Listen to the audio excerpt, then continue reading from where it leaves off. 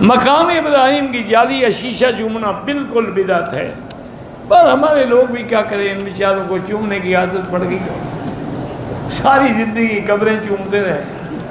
اب اتفاق کے خدا کے گھر میں آ گئے، وہ کہتے ہیں یہاں بھی کم سے کم کام جاری رکھیں۔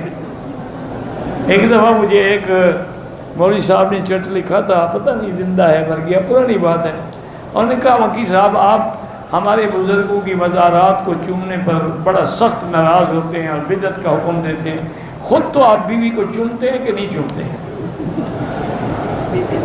تو میں نے اس کو بتایا، میں نے کہا اچھا اگر پیر کو تم بیوی سمجھ کے چومتے ہو تو چومتے رہو، پھر میں تمہیں منع نہیں کرتا، لیکن بیوی سے جو میں اور فائدہ اٹھاتا ہوں وہ بھی تم پیر سے اٹھاتے ہو۔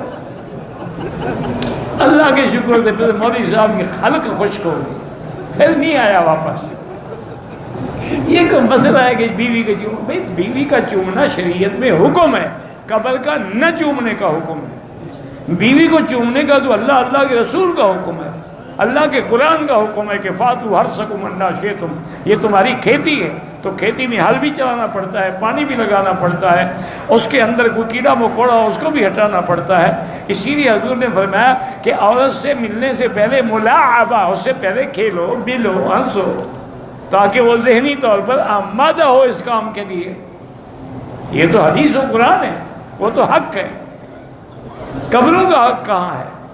کسی صحابی نے اگر کوئی مائی کا لال جرأت کر کے مجھے دکھا دے کہ میرے مدنی سرکار کی وفات کے بعد کسی صحابی نے حضور کی قبر پہ بوسہ دیا۔